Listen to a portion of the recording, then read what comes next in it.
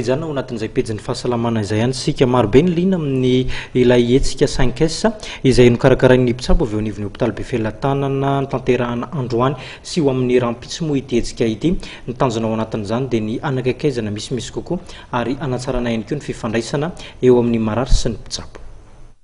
Nanolotra fitaovana anohizana ny asa eo anivon'ny hôpitaly minisitry ny fahasalamam-bahoaka androany nandritra ny fanokafana tamin'ny fomba ofisialy ny hetsika 5S andehan'ny faharoa izay karakarain'ireo mpitsabo ao anivon'ny hôpitaly Befelantanana.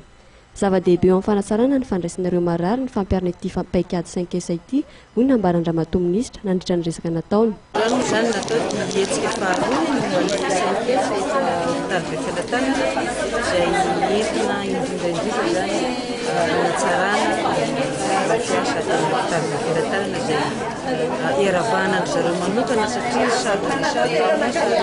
sarotra miala mahazatra nefa dia arabaina manokana izy ireo miezaka hatrany na dia kely ary ireo Befelantanana araka ny teny zareo teo miezaka hatrany izany mitady vahaolana anatsarana ny asa. Mandritra ny roa andro ny hetsika dia isy ireo famelabelaran-kevitra arahana dievitra amin'ireo mpitsabo sy ireo misahana amin'ny fahasalamana rehetra. Izany dia mba hifampizarana traikefa amin'izy ireo manoloana ny fivoaran'ny fitsaboana. Ilaza-bara fotsiny parce que ny communication scientifique zany hoe ny famelabelarana ara-tsiosy. Izy io zany dia famelabelarana izay toromarika torolalana amin'ny fitsaboana ny aretina rehetrarehetra izay fitsaboana eto amin'ny hôpitaly Befelantanana. Ny fitsaboana zany dia mandroso ary miova isan-taona ny fandrosoana.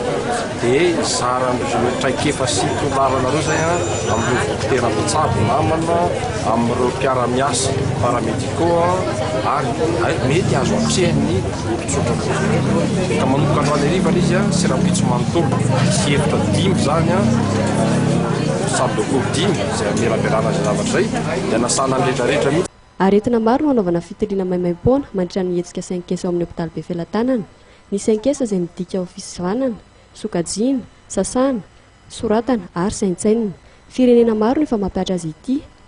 Ho an'ny amin'ny hôpitaly Befelantanana dia misy 12 ireo profesora tsy ampy mpitsabo eto amintsika hoy ny ambaran'izy ireo raha oharina amin'ny 10, indrindra ireo mpitsabo spesialista